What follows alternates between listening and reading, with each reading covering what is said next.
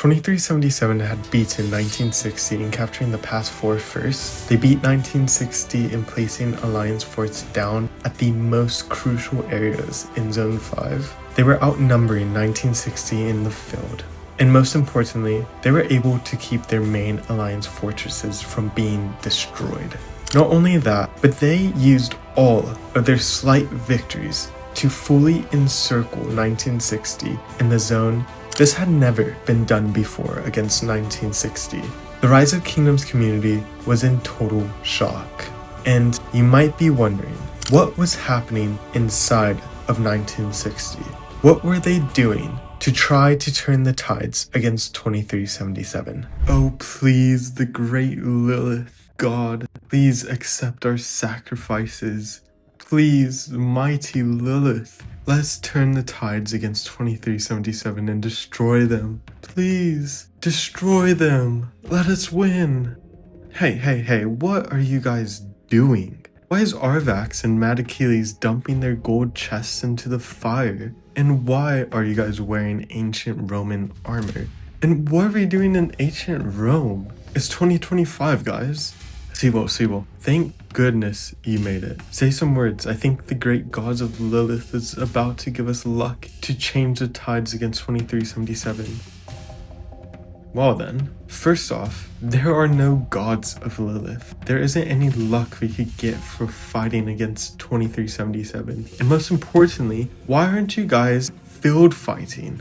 Oh, don't worry, boss. We have our pilots fighting for us. We needed to do something to change the tides against 2377. I mean, that's why we're throwing these gold chests into the fire. Guys, the only thing that we're going to be doing is going back to Zone 4 and prepare for later zones in the KVK. So, we're going to take the loss and retreat, boss? Ah, yes! Look at the territory, guys.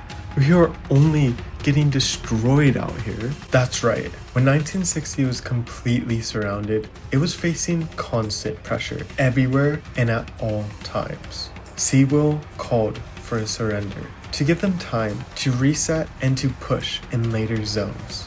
1960 retreated.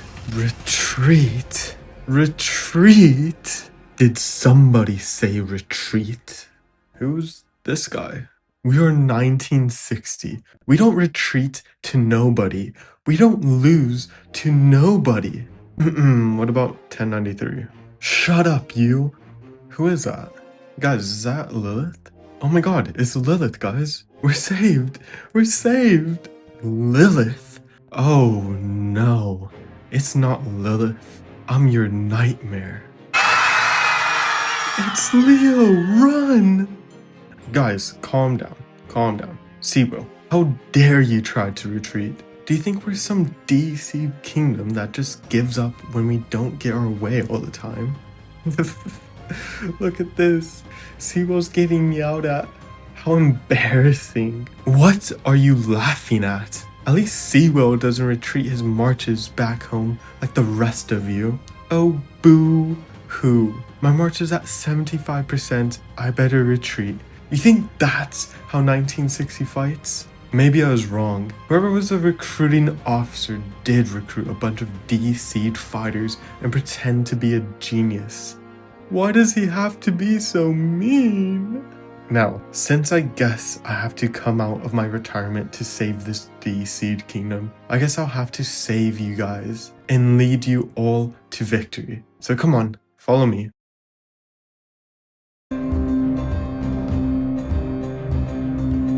Hey guys, that was pretty easy, huh? Thought that was going to be non-stop fighting for all of KVK. I guess I could relax without having to worry about 1960 anymore. Right? I guess I didn't have to take off 1 month from work, innit? Hey, wait a minute guys. There's that little gap over there.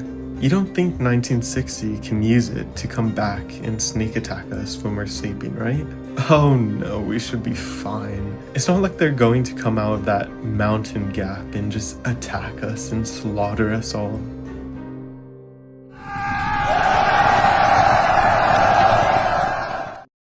The one great king of 1960, respected by all, GT Leopard, came back from retirement to lead 1960 in the greatest KVK of all time. But let's rewind a bit, because we have to understand something. When 1960 sounded the bells for retreat, they all left Zone 5 and went to their safe zones. When 1960 retreated, 2377 celebrated.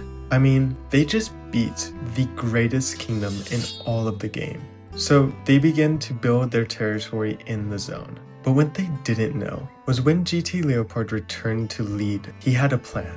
See, when 2377 won the zone, they thought they had time off the game. They built a false narrative that 1960 was doing the same. But how can 1960, who is now separated by mountains, cross them to attack 2377 when 2377 blocked off their pass 4s? Do you see it? Of course you don't. You're not a genius strategist like Leo is. 2377 became lazy. Their slow and nonchalant building in Zone 5 led Leo to find an easy mountain hop here. And after gathering their best and most trustworthy fighters, they used skillful craftsmen and pushed back into Zone 5. Within just an hour of this sneaky operation, 1960 had their entire presence in the zone. They gained more and more territory, dropping an alliance fortress, followed by another one. This was 1960 pushing against 2377 under their own terms. And their terms were ruthless and relentless attacks, swarming everything in sight, even without any rallies, and pushing deep into 2377's field. But this was not a quick battle. 1960 pushed with all their might, quickly securing a stronghold just within 2 hours of their initial push back into the zone. Slowly and slowly, 1960 pushed further and further into 2377. Their main objective was the unlocked Pass 5, and for the next 4 days, 1960 went from territory in Zone 5 that started as this to territory like this. And during those 4 days, there were non-stop fighting.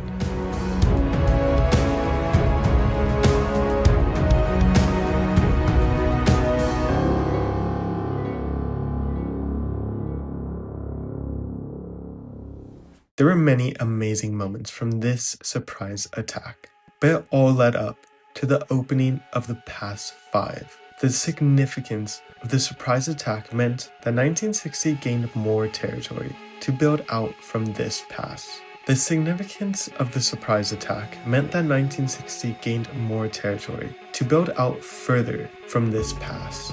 If they weren't able to successfully push, then they would only have this amount of room between 2377 and their own Pass 5. Instead, they were able to have this much room, a huge difference. But none of this would matter if 1960 didn't learn from their first and biggest mistake of the previous zone fights, not being able to take the pass before 2377 and controlling the zone under their own terms. So, with just less than 10 seconds left, 1960 and 2377 began to prepare to gather at their Pass 5s. Let's witness who will take the Pass 5 first. Just kidding, not a single streamer showed a crucial Pass 5 being swarmed, but it was safe to say that 2377 would capture the pass before 1960 yet again. And what happened after the Pass 5s were captured? Let's just say there were more alliance forts being placed than baby oil at a Diddy party. But also, it was an absolute race for the 1960 marches to join building flags. Following the last zone, 1960 realized the importance of territory, and they were not going to make the same mistake here. And with all the tension building up, all the forts being placed, and all the long marching, 1960 would set themselves up to go head on against 2377 in their first murder ball fight of the zone. It was muscles versus muscles, hundreds of marches fighting one another. 1960 pushed harder than ever before, and 2377 had no answers against it. Even with more numbers, 1960 was going blow for blow. It was turning into yet another bloodbath. But as all of that was happening, the strategy was set. Both sides were attempting to go towards the middle structure. This would secure both sides as much territory as possible. And both sides not only quickly built their flags for this structure, but also established a wall of alliance fortresses to try their best to secure the Kingsland Pass. But the first crucial fight was occurring in the top corner of the map. This was where Camp Picardy, 1960's allies, were building their alliance fortress. All focus was at this point. 1960 wanted to secure this area, and 2377 wanted to push as far as possible, trying to get to that Pass 6. However, throughout the zone, there were non-stop fighting. Within 3 hours of the zone being open, 2377 would begin to AF wall to secure their front. And nearly 6 hours into the zone, 1960 was building an AF right on top of the front against 2377, and now Camp Le Marche. This AF was the sole target of 3 kingdoms. 1960 started off by being surrounded, but that was when their allies began to flood in from the top left to help support. It was a sea of marches. The battlefield was filled with one march everywhere. That was when the first rally hit, Scipio Emilianus. Then another Scipio rally began to hit the AF, but 1960 prevailed. Their marches not only survived next to the AF, but they were always able to keep the AF completely full. And that defense meant that 1960 was able to go on the offensive, and they started to push against GV77's AF, not only sending a rally, but also completely swarming it. This was 1960's peak. They seemed to be invincible. Yes, 2377 was fighting against multiple kingdoms.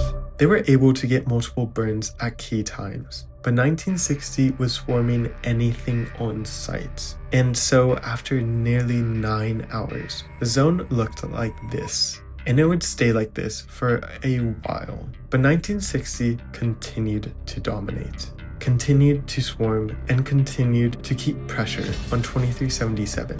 And most importantly, continued to burn anything on sight. More than 24 hours later, the zone looked like this. And despite this zone being open for days, there has been little to no progress. From the previous video, 1960 was dominated. 2377 outmatched and utterly annihilated them. But everything changed when GT Leo came back and they pushed from that mountain hall. And it continued to this zone, where 1960 flipped the script and kept pushing back against 2377. But as one chapter ends, another one starts.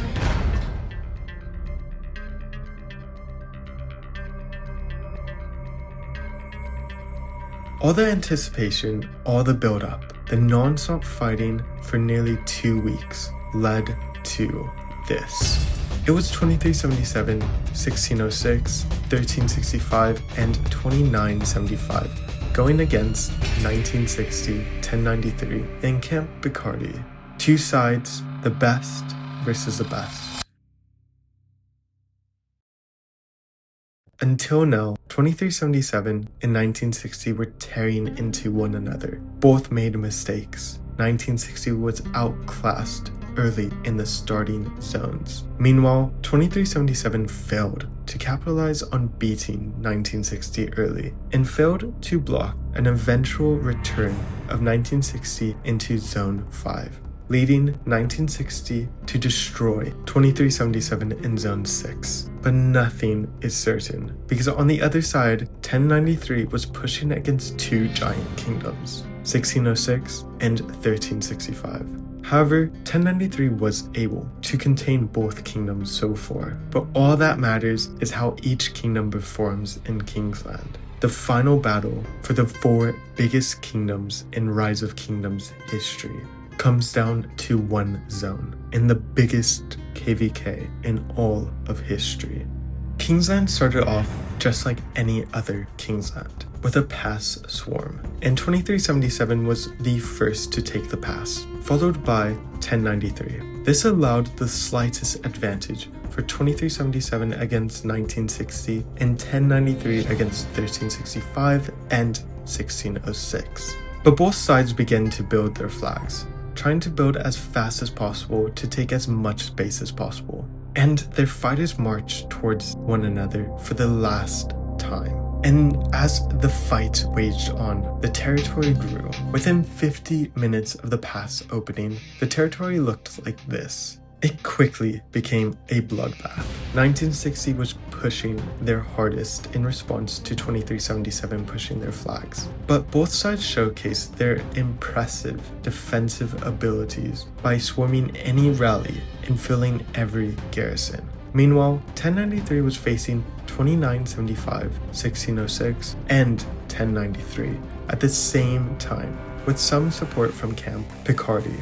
It was quick proof that both sides would throw everything in their kitchen sink against one another to secure this KVK win. It was only a matter of who would back down first. Kingsland was a stalemate, but each side was pushing, and one side was pushing harder.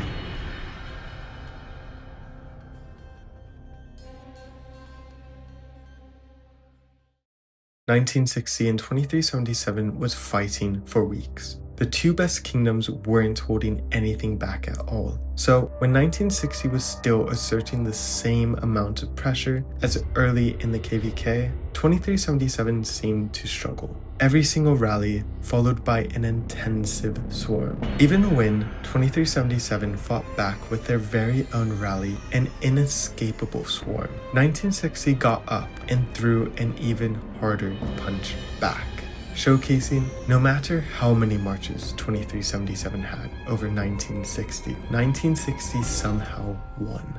Even when 1960 was getting pushed by 2377 and 1365 at the same time, 1960 fought back harder, and slowly over time, 2377 and 1365 just couldn't sustain 1960's continual firepower. Aided by their allies, by day 3, 1960 pushed 2377 so far south, inching closer and closer to their original Kingsland pass. And soon, 2377 would be free burning, not being able to go on a counter-offensive against 1960, paving the way to where 1960 and allies would win this KVK. And within the next day, 2377 and their allies would be pushed out of Kingsland, never to return again.